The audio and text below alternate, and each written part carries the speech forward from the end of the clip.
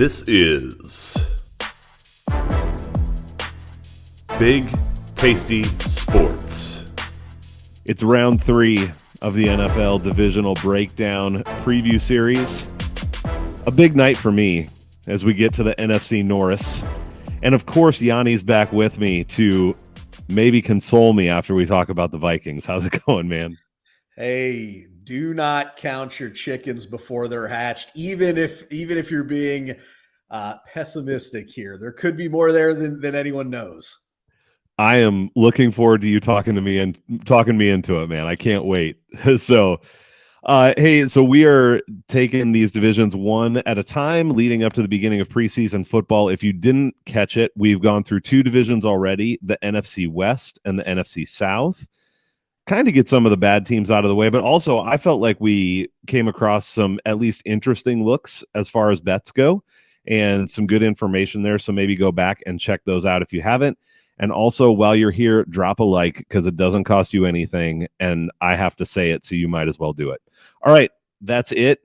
Let's jump in to these breakdowns. So again, we're going to talk generally about each of the teams in the division here, but we're going to focus a little bit on where we feel like they'll be after the first half of the season. That's schedule-wise what we're focusing on, what we think they'd have to do to win the division, and then throwing out some player props if there's anything we like in that realm. So we'll branch out from there, but we'll try to hit those 3 things as well. And we are going to start tonight with the Chicago Bears, who their over-under is set at 7.5. minus 112 to the under, plus 112 to the over. And by the way, on these lines, I don't have the book written down here, but I'm tracking all these futures lines across 5 different books. So I'm just giving you the best line that I have from any of those 5 books on each of these. That's why it won't always match up like, minus 115 on each side or something like that. And division plus 420 for the Bears. Here's a look at their first 8 games. They start out with Green Bay at home. Then they have 2 away games at Tampa Bay and at Kansas City. Come back home for Denver. They go to Washington on a Thursday night. They get Minnesota and the Raiders at home, and then they go on the road again to the Chargers. So that's the first 8 for the Bears. Yanni, when you look at the first half of the schedule, when you look at this Bears team as we head into a new season, what do you think? Oh boy. Let me, I guess, just start with real quick on the NFC North as a whole. I'm excited to do this division for the simple fact that it's competitive. I think this division's wide open. And as you mentioned, when we looked at the NFC West and the NFC South, we almost kind of identified, there's probably 2 teams at the top, maybe 2 towards the bottom. And I don't see that in this North. I see this division completely up for grabs. And when I say that, I think any of these 4 teams have a chance to win this division. I think the odds are probably fair as far as where they're placed right now, but I do think it's wide open. And I think that's going to make for some interesting football. But I also think when we look at these wagers, I think you got to really ask yourself, do you have strong conviction in one area or another? And I mean, the Bears are a perfect example to me. I think the Bears do have a potentially high ceiling, but personally, I'm not buying it. I need to see more from them before I get involved. And look, Justin Fields could take a huge step. It's possible. He's a dynamic type player. He's shown flashes of being really good. So sure, I mean, he could take that step, and the next thing you know, this offense, adding DJ Moore, they're electric. I mean, who knows? They did retool a little bit on the defense, so they should be maybe a little bit better than they were a year ago. But for me, I don't see it yet. I think you probably know I'm not a big Justin Fields guy. He might prove me wrong, and if he does, good for him, good for Bears fans. But until I see it, I can't buy it. So when I kind of look at this team, and when I look at that schedule that you had there with the first 8, I have them probably 3-5, maybe 4-4 if things go well. And it's probably following the odds, kind of like I said. If you look at where they might be favored, they're probably going to be favored in 3 of those first 8 games. So, it's probably going to be a 3-5, maybe 4-4 record there, getting halfway through the season or near the midpoint. But I got to see more from this team. I still think the defense, even though they did make a couple nice additions there, I still don't know that they're going to be great. And I don't know on that offense until I can see a consistent passing game with Justin Fields. I just don't know how good they can be. So for what it's worth, and I realize I could absolutely end up being wrong on this one, I still got the Bears at 4th place in this division right now. Well, I pretty much agree with you about the competitiveness of this division. And even if I kind of came out of doing another round of research here, preparing for tonight, with a little bit of a lean in terms of a couple teams I like and a couple I like less, but I agree that overall it's competitive. It's not like the NFC West where there's just this vast gulf between the teams. And with injuries and things like that, there's room for this thing to move in a lot of different directions. First of all, you saying that you're not a Justin Fields guy might be an understatement. You're like really not a Justin Fields guy. So look, it stems from my it pissed some people off here. It stems from my dislike of Ohio State, but coming in, it really isn't about that, because quite frankly, there are some really, really good Ohio State players in the league. But to me, what it comes down to is that style quarterback that is so reliant on kind of that speed and athleticism until they can prove to me that they can throw the football. And I'm not even saying that they have to be Patrick Mahomes throwing the football, but you got to at least be Lamar Jackson throwing the football. And at this point, Justin Fields hasn't proven he can do that yet. Now, again, he could prove me wrong, but we'll see. Yeah. I'm kind of with you. I mean, I like Justin Fields a little bit more than you do, I think. I wonder what could happen if they could shore up this offensive line and get him better weapons. And I think they kind of did one of the two, though they attempted both. So their skill position players, I think I like okay. I mean, I do like DJ Moore, so that was a good pickup. And having Darnell Mooney as sort of a number 2 receiver, I don't like Chase Claypool. I'm not sure what they were doing with that trade, but Darnell Mooney as a 2, I think is a good 2. And Cole Kmet at tight end is a good tight end. Khalil Herbert, they got Deontay Foreman as another layer in the running game. So, but I've gone back to this a lot, and I'm going to just say it again. It's something you said that sticks with me every time is everybody improves, but how much do they improve? And so when I look at the skill position group, I do like it fairly well. But in comparison, I don't necessarily love it. I think it's okay. And then on the offensive line, they drafted Darnell Wright and they got Nate Davis, but I just don't know that that's going to be enough. I think the offensive line is still going to be so-so. PFF moved them down more than I would have. They moved them from 14 to 21 in their rankings going into this season, which I don't know. I wouldn't have moved them down that far, but even if you keep them around the same or move them down a couple, Justin Fields didn't function optimally behind that line last year. So I think if he had, say, the protection that Jalen Hurts has, I'd be curious what he could do. But if he doesn't have that, I think he's going to continue to be a gunslinger. And I just did this video on quarterback interceptions, some different metrics on that. And he's one of the worst over the last 2 seasons. He throws the ball away so much, and this team isn't good enough to overcome turnovers. So he's going to make some big plays, and there are going to be a couple games where you're like, well, damn, Justin Fields just won that game. But I think there's probably going to be more games where you're like, damn, Justin Fields lost them that game. And I don't think there's enough there to cover for him. The other thing is the defense. They were one of the worst defenses in the league last year, and that's saying something when the Minnesota Vikings defense was also in the NFL last year. But I don't think they got nearly they didn't improve much to me. I mean, I know that they got Tremaine Edmonds and TJ Edwards, and those are good pickups, don't get me wrong.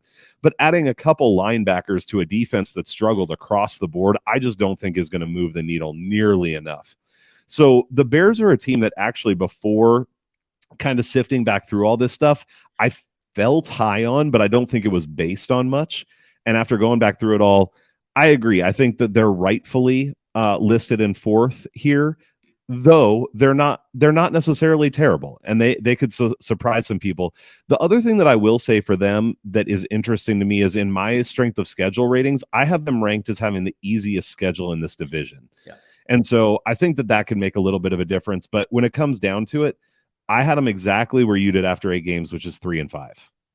I think that's where they end up as well. And that puts them right around on track for that over under 7.5, right? It's like, yep, that's right at that target. And so I think that's about right. Yeah, I think that's where the books had to place them. And again, I mean, to me, Of the four teams in this division, I think they probably have the most volatility, ceiling to floor or floor to ceiling. But again, I have them closer to the floor until they prove otherwise.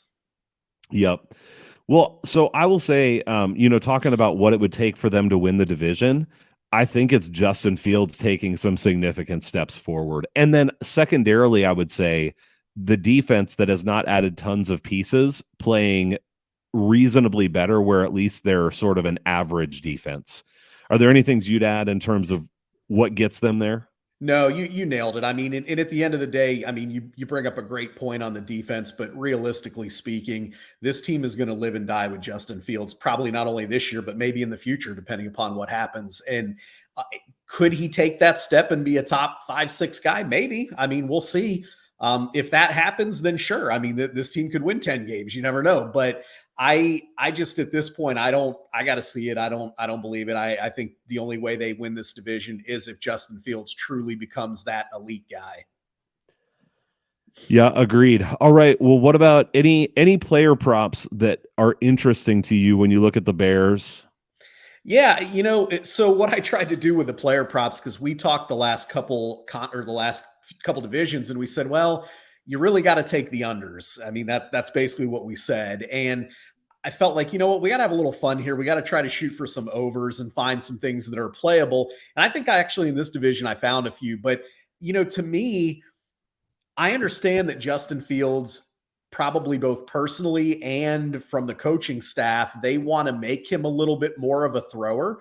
Obviously, you mentioned adding DJ Moore and that. I mean, they should be able to throw the football a little bit better.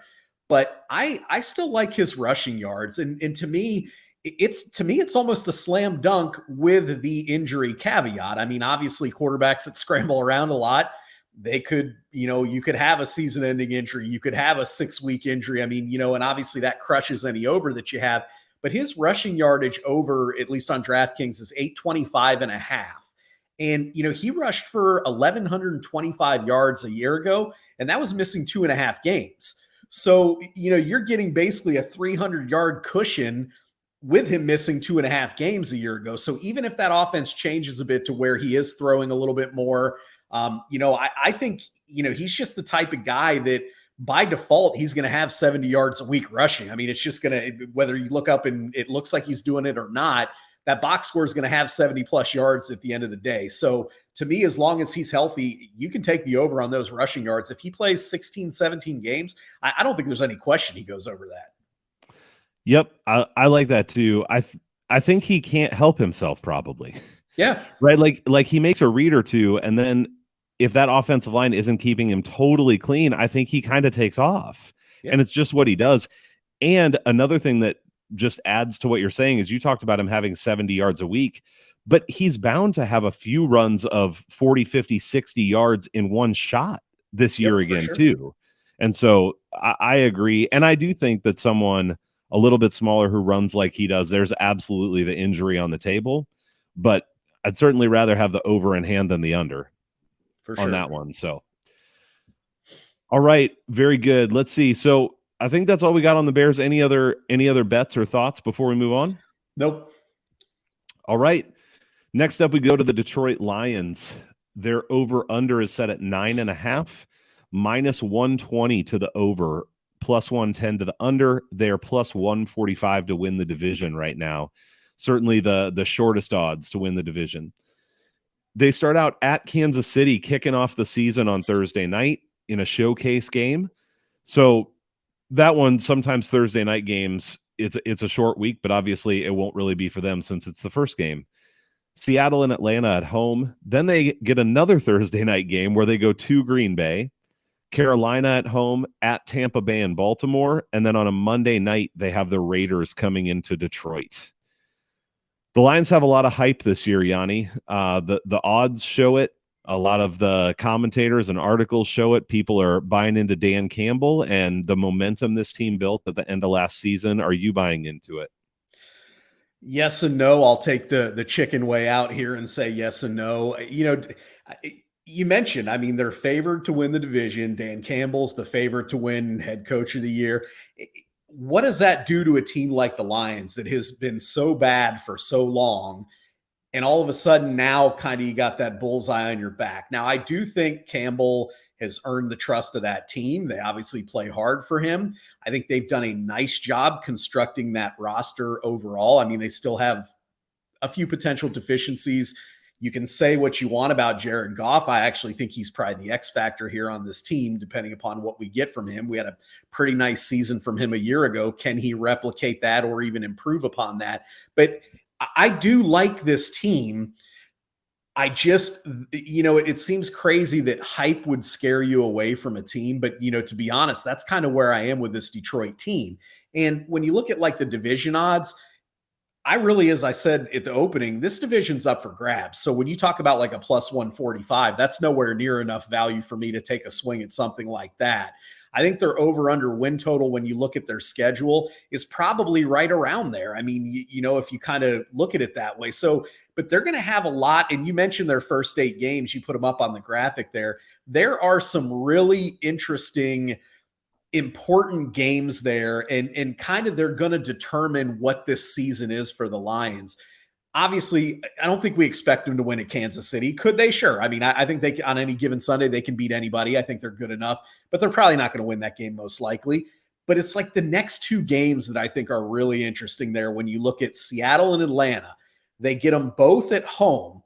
I think we both expect Seattle and Atlanta to be good football teams, maybe not elite, but good. And they get them at home. So, we're going to learn a lot by week 3 on this team in terms of where they're at. I mean, if they are 2-1, I think you're saying, you know what, this Lions team is probably going to be pretty good. They're probably going to be, they're going to hit that win total. They're going to potentially win that division. If they start more on that 1-2 or even 0-3, which is not impossible, but, even if they're 1-2, if they can't beat Seattle at home or, they trip up and they can't beat Atlanta at home, then you start wondering and saying, okay, is it the same old Lions? They're better, they're decent, they, whatever. Now, I'm leaning kind of against opposite of the Bears. I'm leaning towards the Lions accomplishing, meaning they will win games like at home against Seattle, at home against Atlanta. They will be able to win some of those games. So I kind of have them, even though I conservatively went 4-4 in the first 8 there when I looked at them, their second half of the season, other than they go to Dallas, they've got a few division games in there, but really the second half of their season is not bad in terms of the schedule. So if I'm the Lions, if I'm a Lions fan, I'm hoping for 4-4 getting to the halfway mark.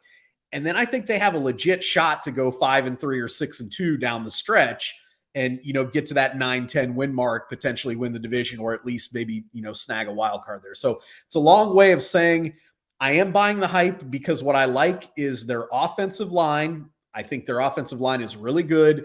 And then obviously, you look at some of the pieces they added like last year with Aiden Hutchinson, for example.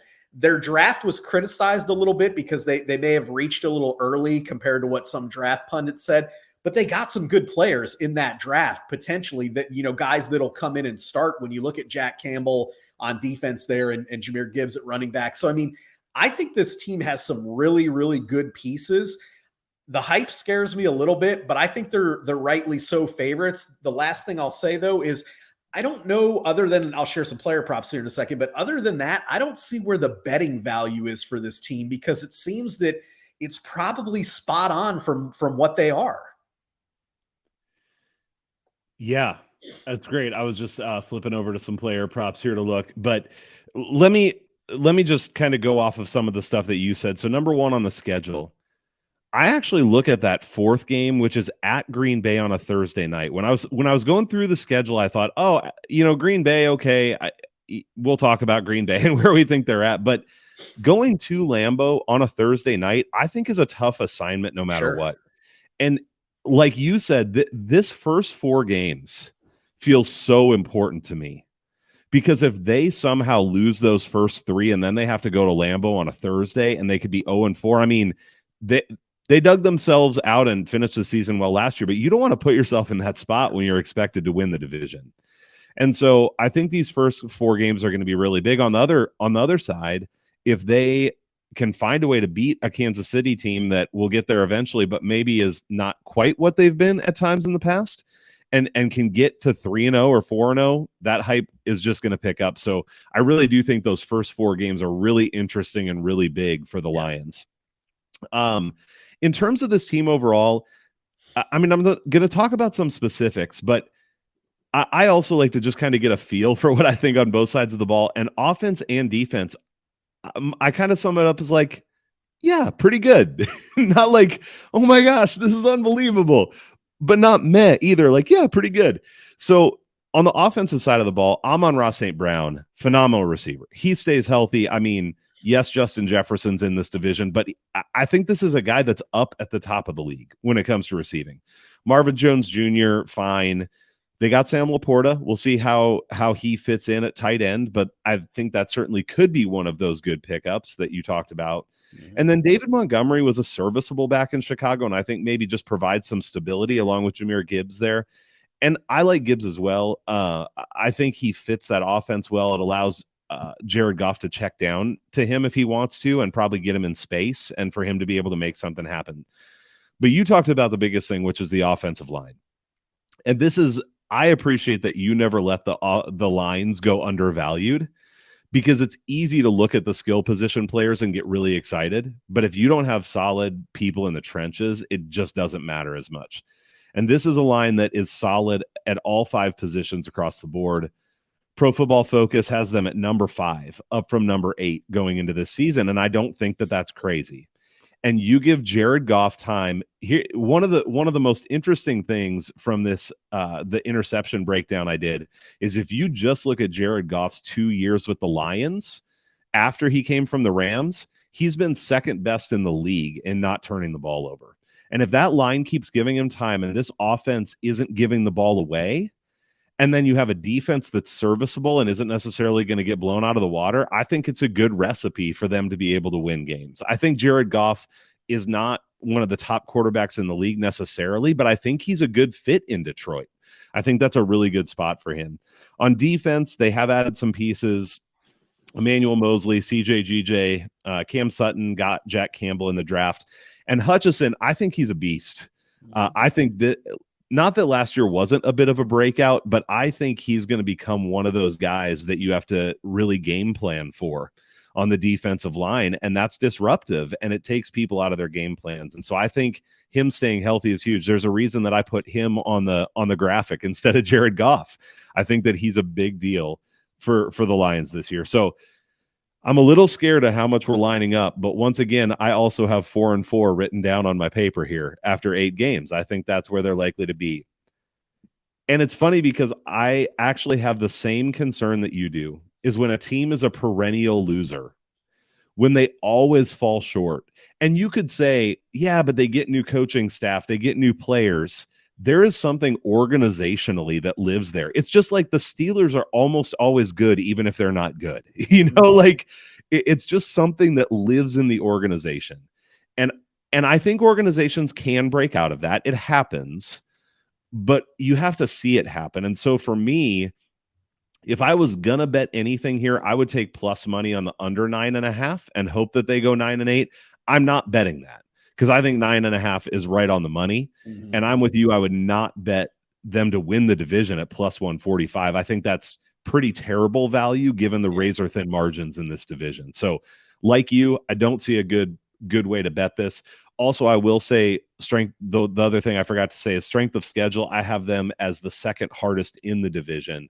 And so I don't think the schedule does them favors in comparison to some of the other teams, though it's not, like you said, it's not a terrible schedule by any means. So as far as what it would take for them to win the division, I think it's just them playing up to their talent level. If they play in the way that their talent says they should, I think they do win this division. Anything from you that sticks out as keys on that front?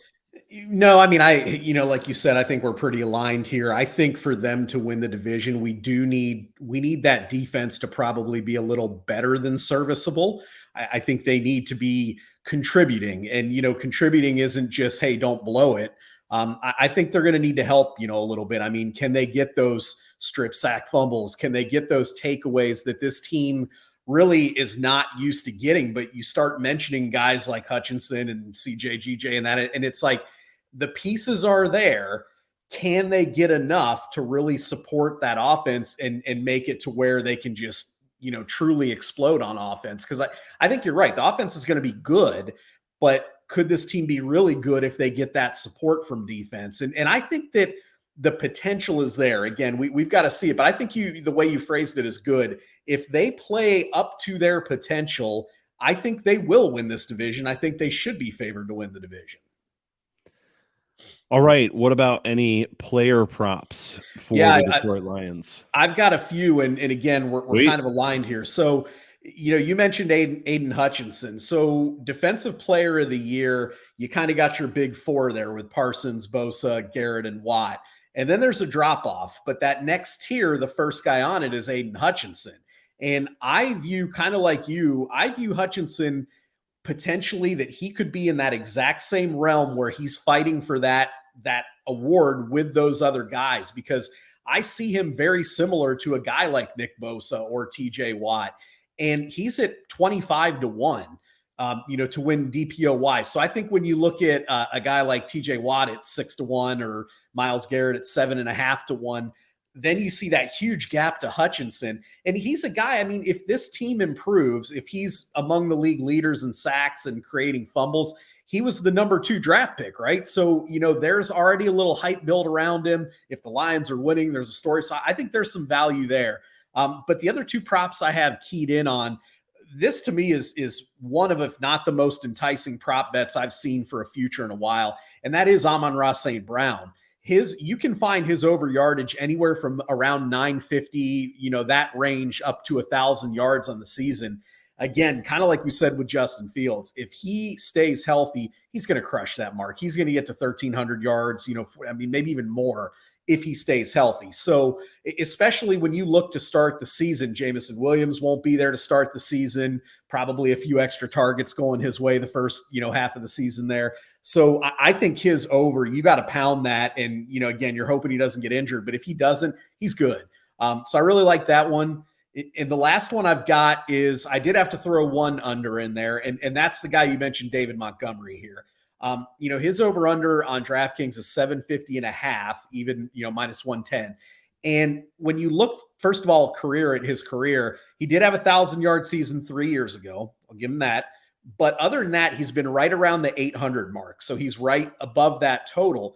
But he was technically the number 1 back, when he achieved those 800-yard seasons. I think all reports are indicating that Gibbs is going to be the guy in Detroit, which means Montgomery, unless he comes out and is just absolutely gangbusters, or Gibbs has big problems, whatever, fumbles, pass protection, whatever that might be, I don't think Montgomery's going to see the volume to get there when you look at his history and where he'll potentially be in this lineup. And the last thing I will say is he hasn't stayed healthy. He's played 15 games. So, he's a guy that's missed time. He gets dinged up, whatever. So, I am fading David Montgomery on that season prop. I think we're pretty much aligned there. I agree. Amon-Ra St. Brown at 800. What did you say you saw it at? I've seen it around 950. I saw 950. Yep. I saw some people say they got it at 900, which is crazy. I've seen it up to 999. So you're in that 900 to 1,000 range. Okay. I have written down at MGM 949.5, but this was from a week or 2 ago, so that could have moved by now too. Don't quote me on that line, but I agree with you. I mean, I said it in our breakdown of these teams too. I think this guy is a top tier receiver. For sure. And I think if he stays healthy, I think he gets there pretty easily. In fact, I'm going to up the ante just a little bit. I haven't bet this yet, but I am thinking about it. And this is a staying healthy bet, right? We say this on all these overs, but if he's hurt for 4 games, then he's not going to probably hit these. Though the over 900 something, maybe he still could. He could, yeah. But DraftKings has him to get to 1,500 yards at plus 1,400. And I don't hate that either at plus 1,400. I mean, it doesn't have to be a huge bet to get a good return there. And I think if he stays healthy and with how dynamic this offense can be, I think he can get there. The only other thing that isn't opposed to what you said that I'd be curious about, and I haven't seen any lines for it, is David Montgomery on touchdowns. This is a team that when they got down by the goal line last year, it was Jamal Williams every time and nobody else. And I don't know if David Montgomery is going to fill that role, But if there's someone on this team that I could see him similar to Jamal Williams going like well under on yards, but maybe going over on touchdowns. If they use him in that kind of role. It seemed like Dan Campbell loved to do that. Just give it to the big back and pound it in from the one. So Yep. I haven't seen any lines, but that's the other one I'd have a little interest in. Yep. So, all right. Well, that is it on the Lions. So next we go on to my favorite team. Oh, wait. Why is it saying I don't want to remove it? Oh, there we go. I'm struggling with the technology, Yanni. We're trying to do the technology here, but sometimes when you're just doing good, man. You're doing fine. It is the Green Bay Packers over under 7.5. I have plus 101 to the over here. That is actually minus 103. I just looked before we got on air, and that's the best line that's out there now. So still not a huge drop, and plus 100 on the under.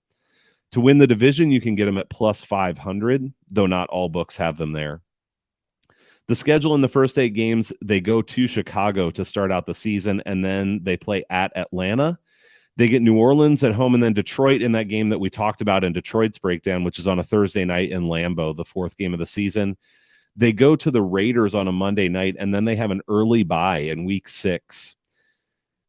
At Denver, and then they have Minnesota and the Rams at home. Obviously, going into this season, the big change is Aaron Rodgers moving on to the Jets and Jordan Love stepping in after 3 seasons riding the pine to take over as the quarterback. How does this work out for the Green Bay Packers, Yanni?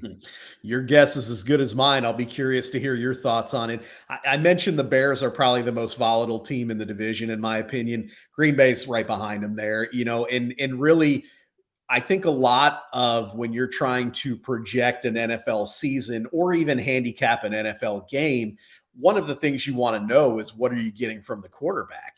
And you kind of know that with Aaron Rodgers, whether, and we know books are factoring in that, but how do you handicap Jordan Love at this point? We know as a rookie, he got a few snaps and he looked really, really bad. We know in his second year, he got a few snaps and he looked really, really good. So, what are we going to get with him there? And because I don't know the answer, it's hard for me to look too closely at this team. And I mean, I've seen people that I respect that have this team with 11 wins because they think Jordan Love's going to be able to come in and, do whatever. But I've also seen people that are going to, they're dismissing Green Bay totally and saying, hey, I know Aaron Rodgers' team, they're not going to be any good. I don't honestly know. And, I hate to take such a cowardly position on the Packers, but I feel like I would totally be guessing. And I want there to be some form of basis for whatever guess I put out there. But until I know what we've got with Jordan Love, it's really hard for me to do that. I do think that Love is going to play the season. I think he's going to prove that he should be the starter there. But how good or effective is he going to be? That I don't know. I still don't love this defense. I liked them a year ago, and they really kind of, I'm going to say, let me down in the sense that I don't think they played as well as they could have a year ago. They did have some injuries. They've had a little bit of movement, a couple players coming and going on that defense. They got to get a guy like Rashawn Gary back. And I don't know. I like their first round pick of Lucas Van Ness because I think he fits a need. Do I know if Lucas Van Ness is going to be any good in the NFL? No. I think it was a good pick in the sense that they needed to find a pass rusher, but we don't know. Is he a guy that can be a 10, 12 sack guy? Or is he going to be a guy that gets 3 sacks and in 3 years he's out of the league? We don't know the answer to that. So to me, there's just too many questions, mainly with Jordan Love here, on how this team is going to play. For me, is as much of a cowardly move as it is, they are a hard pass for me on really anything until I see what we see with Jordan Love. And look, if he comes in the first few weeks and he looks really good, I will be all aboard that hype train. Now, obviously, any value with the team with futures would probably be gone at that point. I understand. But, I don't want to fade him because of the limited good that we saw out of him last year. And I also don't want to back him until I see more. So for me, it's a cowardly way of saying the Packers are a pass for me. Going to your schedule question, just to wrap up here on that. Yeah. I've got them at 3-5 in the first 8, and they could potentially be better than that, I think, because again, the schedule's not brutal. I mean, you don't look at that and say, oh man, this is crazy. They're playing Kansas City 8 times in a row. I mean, that's not what we're looking at here. But you start looking and saying, okay, can they win those road games? Are they good enough to beat, and you wonder. And I think the answer is yes, they can. But again, I got to see it. So I've got them at 3-5, and, we'll kind of see. They're going to be one of a few teams this year for me that early on is probably a pass. Yeah. All right. It's good thoughts, and I definitely feel that volatility and uncertainty. I mean, there's so much that swirls around Jordan Love here.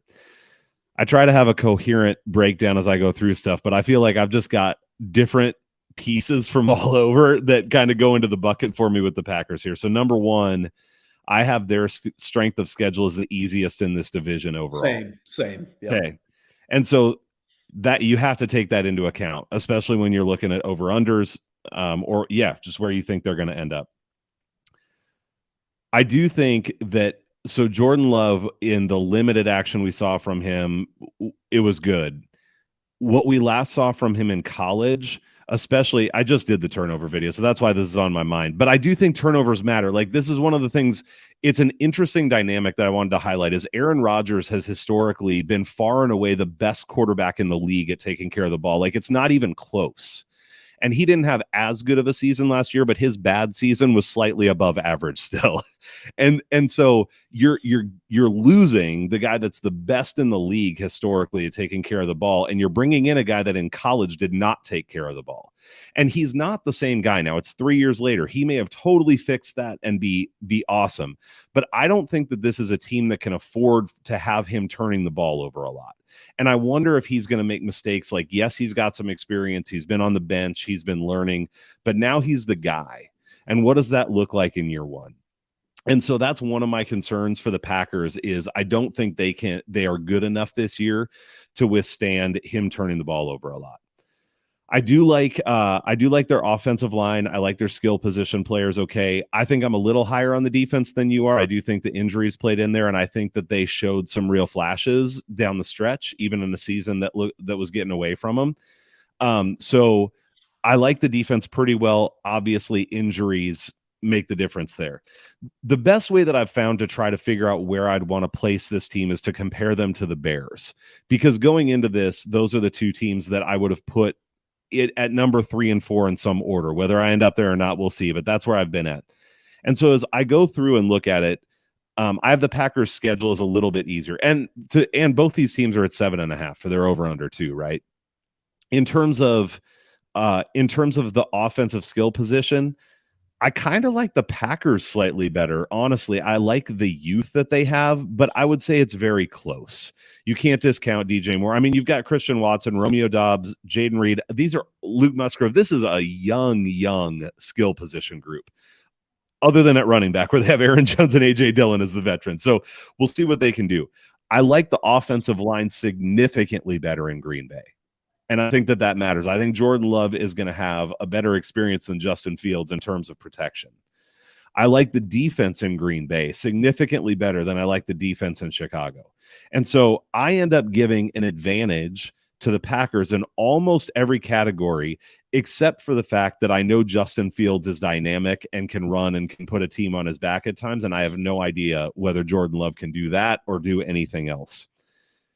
The last thing I'll say about this is, some of the Packers hype right now is also a little bit funny to me, because there's all these reports coming out of Packers camp from local media and teammates who are like, Jordan Love looks so much better than we thought he would. I mean, this guy is amazing. What are they going to say? This guy is a fuck up. Like, we don't expect him to do anything. Of course not. These preseason reports are so stupid to me.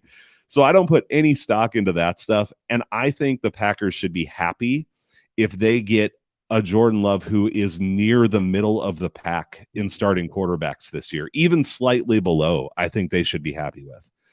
So with all of that said, this is the first time we disagree, and we don't disagree by much. I have them at 4-4 after the first 8, and I have an under 7.5 bet at plus 105. I think I'm actually thinking of hedging out of it, because I do think that with this schedule, I think they get I don't feel confident they're going to go way over, but I don't feel confident they're going to go under either. And a lot of my confidence in them going under was the change at quarterback and the young skill position players. So I feel like this is another total that feels about right to me. Yeah. And I would have to sadly admit that the Packers have more upside than I would have given them credit before, I think, this year. And that hurts. I would agree with you. I would agree with you. I think the upside is there if, kind of like we said with the Bears, if Jordan Love can be that middle of the pack or better type quarterback, the upside's there. Because, I mean, you mentioned it. They have pieces. I mean, offensive line's decent. They can run the football. Like you said, several young players. Defense is not bad. So, I mean, it's not like this is a team that you look at and the cupboard's bare. I mean, that's definitely not the case. Right. You're saying, are we getting Jordan Love as QB 12, QB 18, QB 24? Like, we don't know. And I think that's ultimately going to dictate what happens with their season. I really agree with you, though, in the sense of the Aaron Rodgers and the lack of turnovers.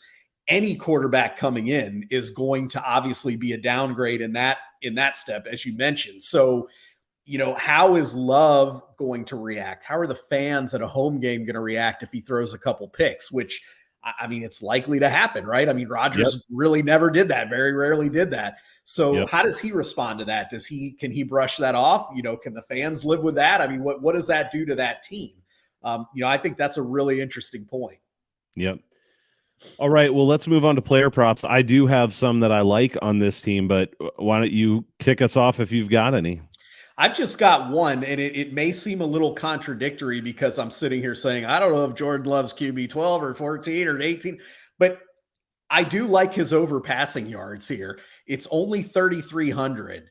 And when you do the math, it basically works out to 195 yards a game.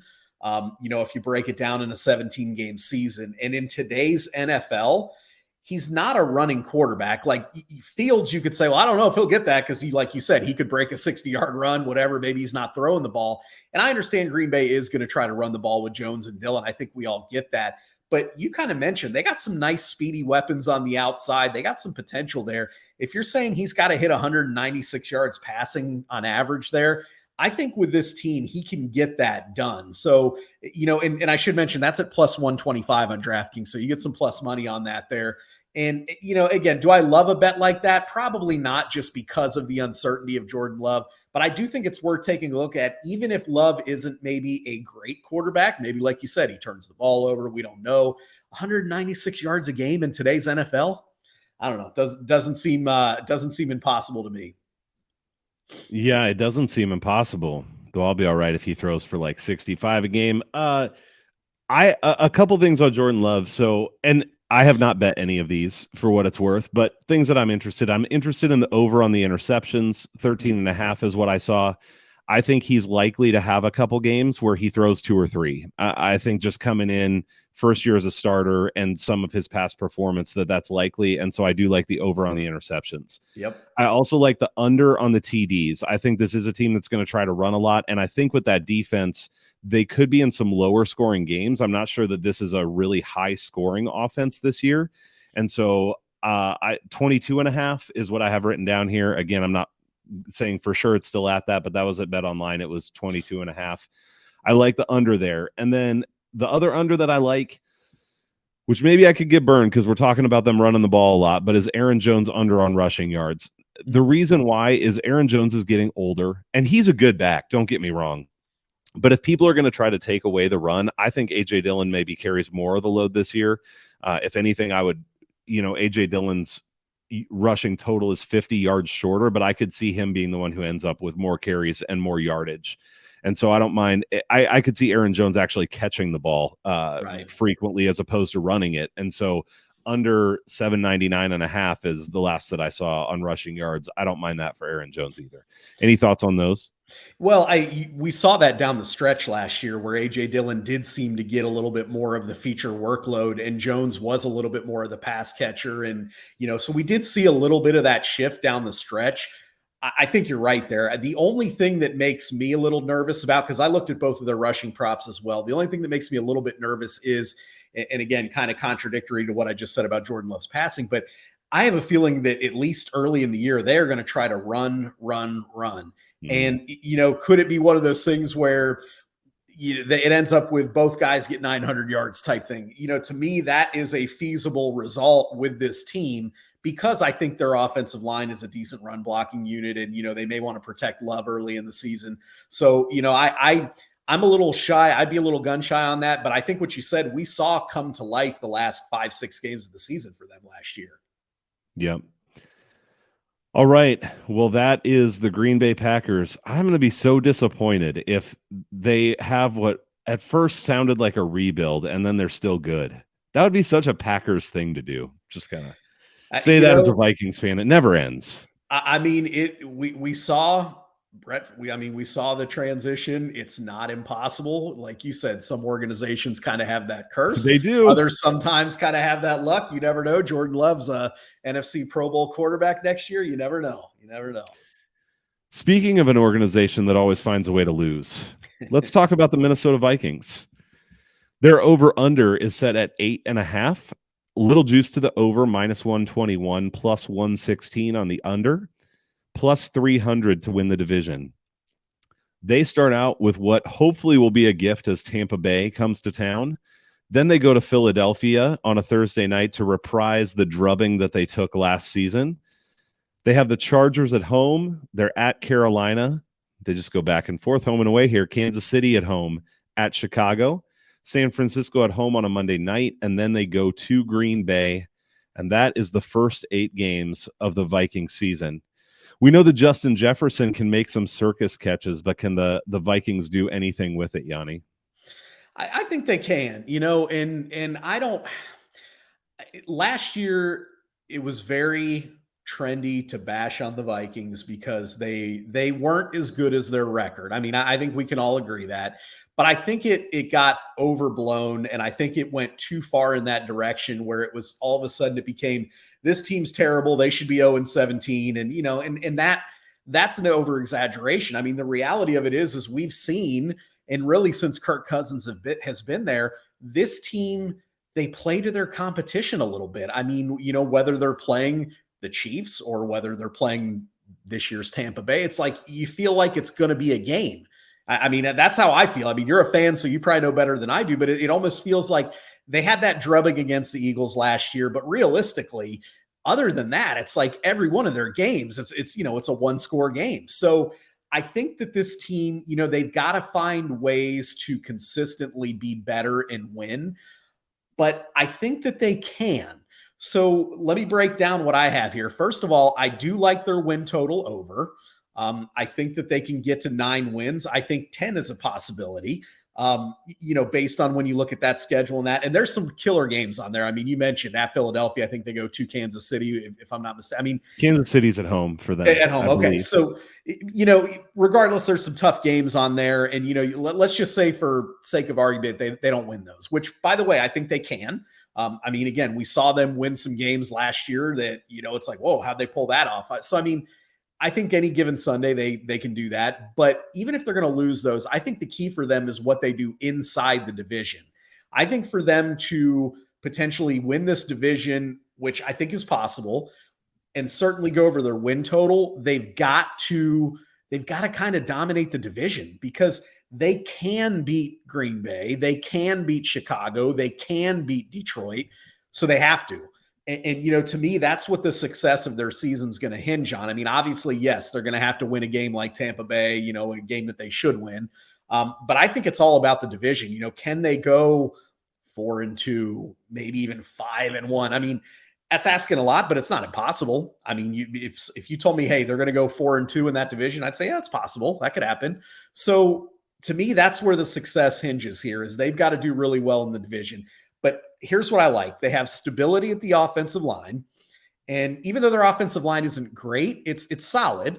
And I think stability counts for something when you're talking about a unit like an offensive line. So I like the stability that they have there. I loved the Hawkinson trade last year. I think that, he is a true difference maker at that position. And I think that even though you lose a veteran name like Adam Thielen, I think they're going to be better throwing the football because I think we saw, I mean, Thielen, he wasn't that guy anymore. And you see they bring in a potential star rookie. We don't know what we're going to get with him, but he has a lot of upside. You look at a guy like KJ Osborne, who when he was given his opportunities, he produced. And of course, we know what we're going to get with Justin Jefferson. So I still like this offense. I don't think there's a huge drop off from Cook to Madison. I think there is a drop off, but I don't think it's huge. If anything, it might be the depth that you lose there, going from Madison to, behind him there. So, I think offense is going to be fine. The defense last year was really bad, but I don't know how much better they're going to be, but the reality of it is I don't think they can be worse. Do you? I mean, that's my opinion here is when I look at that defense, I'm like, I don't think they can be worse. So, I'm looking Yanni, at that. I got to just say real quick, and I'll maybe talk about the defense too, but what you said about them not being worse, there were a lot of games, but that playoff game against the Giants, it was almost like, I don't even know if there were defenders on the field. They were so open. That was literally one of the all-time. You could say that's one of the all-time playoff defensive, busts that you've ever seen. I mean, it was terrible. And again, how much better they're going to be, I don't know. It's not like they made huge splashes and brought in a bunch of free agents and that. But again, I don't see how they can really be worse. I really don't. So if they can improve a little bit there, new scheme, that kind of a thing.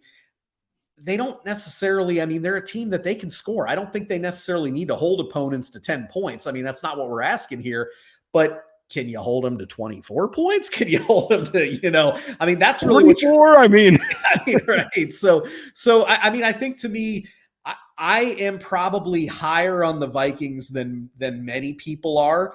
I think some people are writing them off. I've read articles about, they should try to cut Cousins now and cut bait and see if they can get anything for him. And, without Dalvin Cook, this and that. And I don't see it. I think they're going to be a similar team to a year ago, which basically means if you look at the law of averages, a lot of those close games, they're going to lose a few of them, right? Because they won them all last year. But if they're in a lot of those close games, they're still going to win some. And if you can take care of the Tampa Bays and you can do okay in your division and hopefully be above 500, I think you get to that 10-ish win mark. And I think you have an opportunity to take the division or at the very least be in the wild card hunt. So I don't know, man. I think they're being way overlooked based on what they still have, even though I know there's some question marks there, particularly on the defense. Well, you're making me feel a little bit better, Yanni. You're giving me some rays of hope and sunshine in my dark cloud of Vikings research today. So I appreciate that. What do you got? Yeah. All right. So here's where I'm at with the Vikings. And obviously, I always want to go into the season having some hope. But I think that, number one, I think they have the hardest schedule of any team in this division. And so that doesn't bode well for them. And I think they actually have the hardest schedule by a bit. It's not extremely close, and that difficulty is front loaded, I think, and I'm going to talk about what that an angle for betting that I don't mind in a little bit, that I haven't bet yet, but I am seriously considering, and it has to do with the fact that I think the difficulty is mostly front loaded. The positive is, and you talked about it, you broke it down in detail, but this is the best skill position group in the division, especially at receiver and tight end. But even Alexander Madison, like you said, is a good running back. I am absolutely concerned at their complete lack of depth at running back. Having Dalvin Cook and Madison was so nice when one of them got hurt to share the load. Who knows how Madison does carrying a full load too, right? This is a thing that I get concerned with Tony Pollard in Dallas too, is what does it look like when a guy who hasn't had to carry the whole load all of a sudden has to carry the whole load? So I don't think we know, but Kirk Cousins is, by all metrics, he's an above average NFL quarterback, which pains me to say, but it's been true. And he's throwing to a really good receiver group. I 100% agree that replacing Adam Thielen with, as much as I love Adam Thielen, and I do not want to besmirch his name, I love him, but replacing him with Jordan Addison, I think has the potential to be a massive upgrade. And so the skill position here could be dynamic. I think it's huge whether the offensive line can stay healthy, and in particular, Christian Darrisaw. He was hurt a lot last year, and that I mean, we know how Cousins does under pressure, and it's not good. So this offensive line has to perform well. I actually hadn't thought about it, but I like what you said about the continuity on the offensive line, because I agree that matters. I think we can underestimate how much an offensive line has to learn to work together. You look at what we saw in Cincinnati even last year, where they replaced all these pieces, and the first half was really rough, and then it started to get better as they got toward the end of the year. So that continuity is a great point that I hadn't thought about. Christian Darrisaw missed 3 games last year and played 54% of snaps or less in 3 others. So that's 6 games where he didn't play at all or a lot. And that's pretty huge. They need him on that line, and they're in trouble if they don't have him. On the defensive side, I mean, we've talked about how just historically gross this defense looked. For the record, I want to say that Ed Donatel is the devil, and I don't ever want to have to mention his name again. Like, this guy is gross and should not have a job in the NFL as a defensive coordinator. So they bring in Brian Flores, which I think is a good hire. Now, will I be the guy who in 2 years is like, how could they hire Brian Flores? I hope not. But I legitimately think that this guy's proven to be a good defensive coach.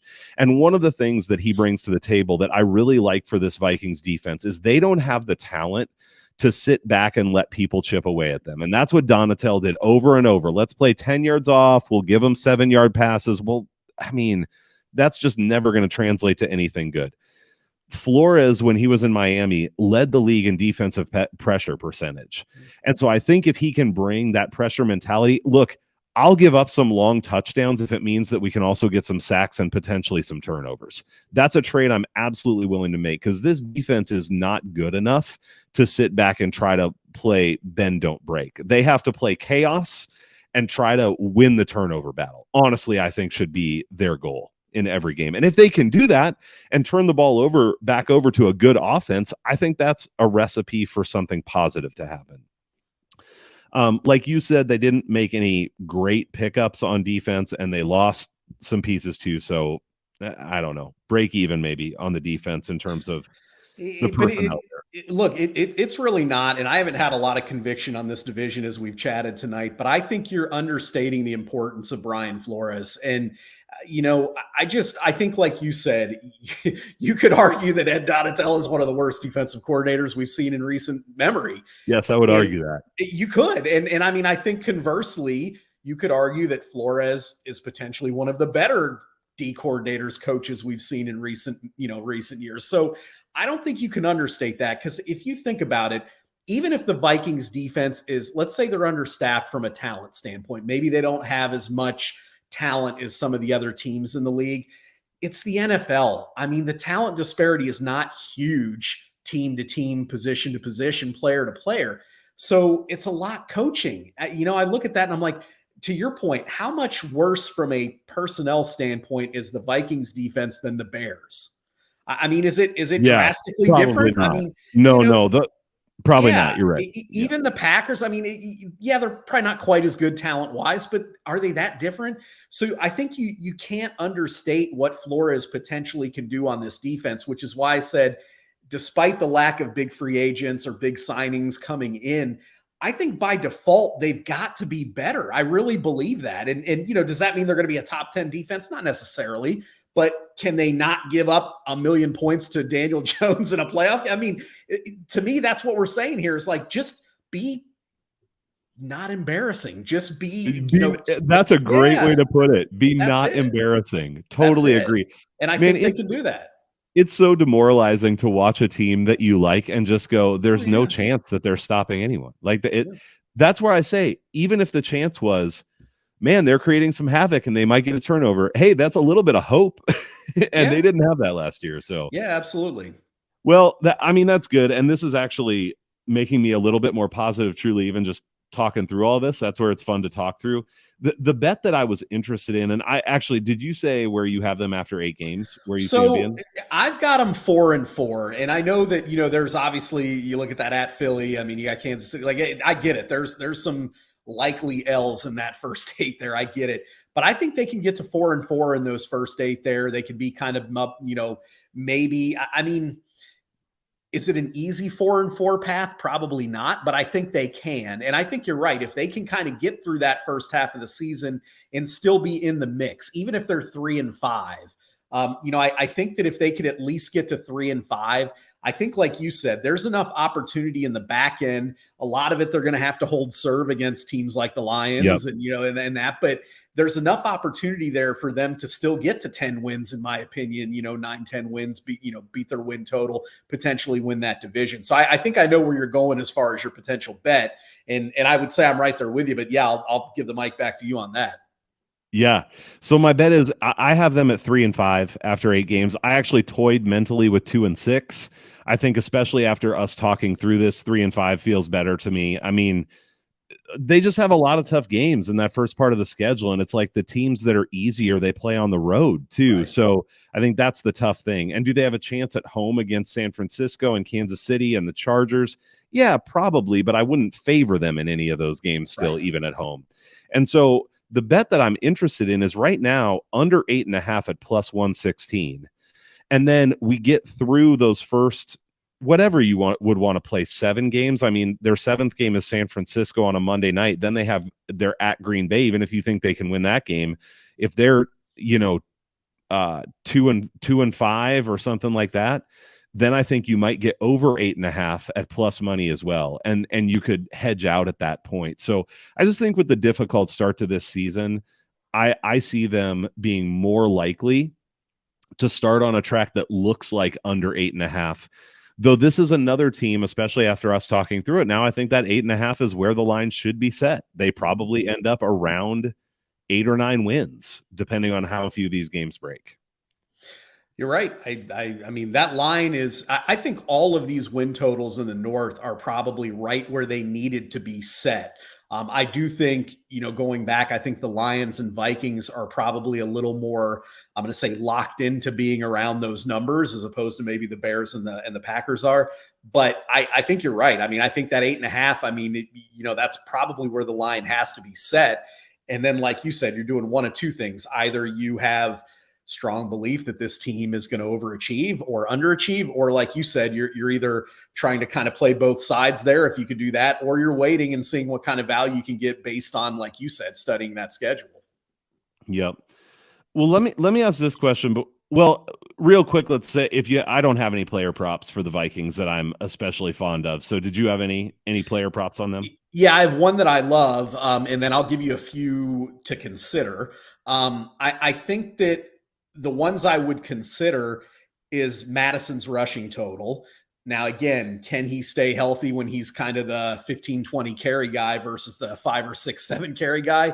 We don't necessarily know, but his total's at 900 at even money. And, when you look at that and you start saying, who else are they going to hand the ball off to? Yes, I'm sure they're going to split some carries, Iwagnu and whoever else they're going to get in the mix there in the backfield. CJ Ham. Yeah, I mean, whoever, right? He's going to get his 2 goal line carries for the year. That's right. But I mean, 900 yards, when you look kind of at the potential, I mean, he should get 250 carries, right? I mean, minimum.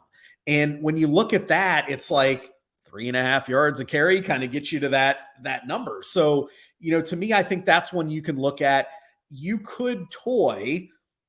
I say toy because this is obviously a long shot, which is why the odds are where they are, but 35-1 for him to lead the league in rushing. Do I think that's going to happen? Probably not. But again, he's one of the few players that doesn't really have much behind him. So, if he's running effectively and, I mean, not the worst bet in the world. I mean, am I going to bet it? No, but I mean, I think you can consider a bet like that. I'm going to give you one more long shot before I give you the bets I like here. I think that defensive player of the year, we talked a lot about Kayvon Thibodeau, and I think, he's out there obviously, but Hunter, he's been unhealthy the last 2 seasons. That guy, when he is on, is a freaking monster. And I realized that the last 2 years, he hasn't done anything to merit this, but he's 100-1. I had mentioned how when I'm looking at defensive player of the year, I'm looking at somebody who's going to lead the league in sacks. I mean, that's one of your most likely things. He potentially, if he's healthy, is a guy that could have 20 sacks. I mean, he is that guy. Now, again, he hasn't proven he can stay healthy, but again, if you're looking for a lottery ticket, 100-1 on a guy who has all of the ability, in my opinion, of a Nick Bosa or a Myles Garrett. I mean, I think he's that kind of athlete and that kind of pass rusher when he's healthy. So, when you look at a guy like TJ Watt being 6-1, and then you look at Hunter being 100-1, I mean, I think, long shot, you could look at it. But let's get back to reality here, though, unless you're one of those people that loves to throw out some crazy flyers. To me, the constant on this team is Justin Jefferson. He's the most sure entity in the entire NFC North of everything out there. I mean, we talked about a lot of question marks. You mentioned a guy like Amon-Ra St. Brown. You got guys like Dylan, whatever. But realistically, Jefferson is the most stable, consistent performer in this division. There's a couple bets there. His over-under is 1,350 receiving yards. Sounds like a lot. He had 1,900 yards last year. He crushed that. Now, do I expect him to do that again? Actually, I kind of do. But I just think that 1,350 yards for Jefferson is more like 800 yards for most receivers. I really believe that. I think that he, if he had less than 1,600 yards, he would probably be upset with the season. I mean, that's the way I view it. So I think he's going to crush that. You had mentioned the over 1,500 yard. You can get plus money on him there at plus 125. Depending on how much you like him there, but I like his over total. And then the last bet with Jefferson I like is he has that same bet. I mentioned it last week with one game over 200 yards plus 160. Just needs to do it one time. Good. Yeah, one time. And you look back last year, he had a 230-yard game. He had a 197-yard game. I think he had a 194-yard game. So he hit it once, and he almost hit it two other times. And I think, you look at a guy like that, it's hard to believe that in one game he won't hit that 200-yard mark. So when you're looking at a plus 160 return, I think that's very much worth a shot. Is that on DraftKings? Yeah, on DraftKings. Yeah, I might have to look that. I mean, at plus money for that bet, I do like that one. I mean, that one feels like it should be basically even odds to me. Yeah, minus 110 on both sides. Plus 160 seemed crazy to me. I thought, if anything, maybe plus 125, whatever. But I mean, he's proven that he will get or push 200 yards multiple games. So I don't see, and there's really, we talked about the offensive line, we talked about Cousins. There's really no reason to think that his production would go down other than, of course, the injury bug that we talk about. But if he avoids that, I would not be surprised if he's at 1,800, 1,900 yards again. Well, and there's part of me that almost likes that one game at 200 or more yards better than his over receiving, because if there are injuries, let's say he plays 8 games, well, he could still have a 200-yard receiving game in those 8. Absolutely. He's going to be less likely to go over his receiving total if he only plays 8. So right, better odds too. Yeah, totally. I think, to your point, just to riff on Justin Jefferson here a little bit too, because I think my concern there would be, and he was getting this last year too, but he's going to get so much attention. Teams are going to scheme for him. They know that this is the best thing the Vikings have to throw at them. But this is where I do think there's a lot of opportunity for Jordan Addison, Hawkinson, KJ Osborne even. And if they key on Justin Jefferson too much and these other guys are just eating him alive, teams are going to have to take a little bit more balanced of an approach. And then Justin Jefferson has more opportunity again. You bring up a good point, but again, first of all, he shredded double teams higher than anyone in the league. True. So, even when he's doubled, but I think that, you mentioned the potential of Addison. As you know, I love Hawkinson. I don't see how you can't cover 3 this team. To me, it's like, if you're going to double Jefferson, Hawkinson's going to have 12 catches for 140 yards. I mean, that's the way I see it. Or, depending on what Addison can do, you mentioned Osborne. So I don't see that. I think because of the other weapons, Jefferson is more likely to feast. I think if it were a situation where they had nobody on the interior or outside, then I think you would see those constant doubles and, maybe he doesn't get there. But I just think, they've got enough there that it's only going to take Addison having his own 200-yard game, or Hawkinson having that 12-catch game, or Osborne doing, what he showed he flashes of doing. And then all of a sudden it's like, all right, we're going to have to zone these guys and hope for the best and, whatever. And I think that, to me, again, I think that Jefferson bet, well, either the 200 yards I really like, but I think even his yardage total, kind of like we talked about with the others, it's an injury bet. If he's healthy, he's getting that. Yep. Man, that goes back to the Madison thing too, because what are teams going to do? Load the box? Like, absolutely go not. for it. He should be running against pretty light boxes for the most part. Yep. Oh, this has been It's been good for my mental health to have this conversation with you, Yanni. I feel a little bit better about the Vikings than I did coming into this. So, Look, man, I hope for the Vikings, if nothing else, and maybe if I missed on the other three, hopefully at least my Vikings take is I good hope so for you. too. I hope so too. Let me ask you this question. So, I don't think any of us are rushing to bet any of these teams to win the division at the current odds.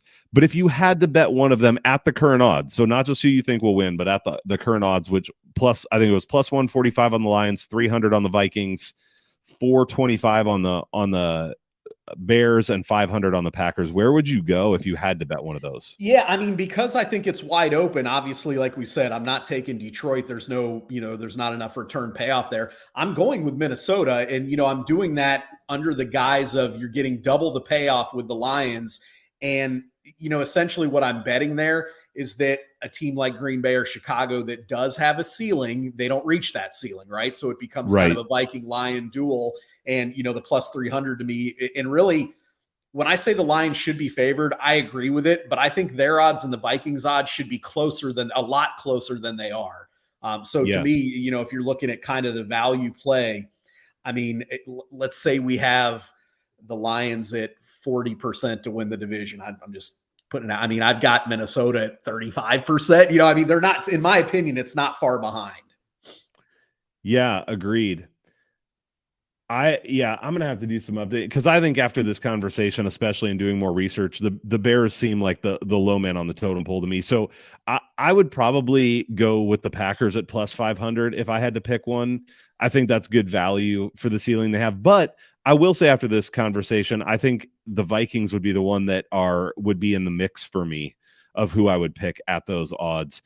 I just think, looking at this Vikings offense, a lot really does come down to me to that offensive line staying healthy. If they can, I think there's a high upside. And if they can't, Cousins is probably on the ground within a second and a half and throwing picks again. So that seems big to me. Agreed. So, all right. Anything else on the NFC North? No, man, like I said, I think it's going to be an exciting division. I would not be surprised if we have three of these teams the last couple of weeks of the season that are all kind of fighting for that division, wild card, whatever it is. I mean, probably not the best division in the league, but one of the most competitive. And I mean, as a fan, that's all you can ask for. And I think we've identified potentially some really strong bets here that you can look at making. So whether it's a great division, doesn't matter to me. If I can get Amon-Ra St. Brown locked in on his futures over, if I can get Justin Jefferson at, 200 yards at plus one, I mean, I'm excited about it, man. I hope for your sake, the Vikings can kind of, repeat some of the success / fortune that they had last year. There was some fortune there. That's true. But, hopefully for your sake, they'll be able to do that. And I'm really interested to see at the end of the day what a guy like Jordan Love does and Justin Fields and figure out, because I think those teams, particularly the Bears, since Fields will really be kind of going into, more of his veteran type season, I think they need to find out what they have with these guys. I mean, is Jordan Love going to be the next Aaron Rodgers for 15 years? Is Justin Fields going to be the guy for the next 15 years? Probably with both of them, but certainly not definitely. So I'm excited to see, a lot of what goes on in this division. Yeah, that's really good, man. It is going to be fun to see what those two guys do. The last comment I'm going to make, and this isn't profound, but I just thought about it. One other thing on the Vikings is just to continue to watch any potential moves. Like, I know there's been talk about trading Danielle Hunter, right? And I even sent you that article. Maybe it was total crackpot, but of trading Cousins even potentially, which honestly I think the Vikings would have to listen to if they're not thinking about keeping him anyway. And if they went that way, it would be like, hey, we're doing a rebuild, and so that would be something to watch for. But so far that hasn't materialized. All right, before we get out of here, Yanni, just anything that people should be checking out. I know we're still a little ways away from the season, but anything they should check out with what you're doing. Yeah, just check us out at the Bet Crushers on Twitter. You can find anything we're working on there. We're putting out, JJ's putting a lot of MLB articles out, getting some bets out there. I've got some fantasy football stuff that's out there, working on my division previews and betting previews as well. That should be done here pretty quickly. I've been putting a lot of effort into that. So check us out at the Bet Crushers, and let's have some fun this NFL season. Absolutely. It should be a good one. And, as always, Go check out bigtastysports.com as well. There's a lot of stuff on there. Just redid the website, and so there's a lot of different stuff up on there that has not been before. The website was actually pretty shitty up until about 3 weeks ago, but it's a little bit better now. So go check that out and let me know what you think. Yeah. So, all right, man. Well, thanks for joining again, and look forward to reconnecting next week as we finish out the NFC with the NFC East. Enjoyed it. Looking forward to it. All right, man. Talk to you later.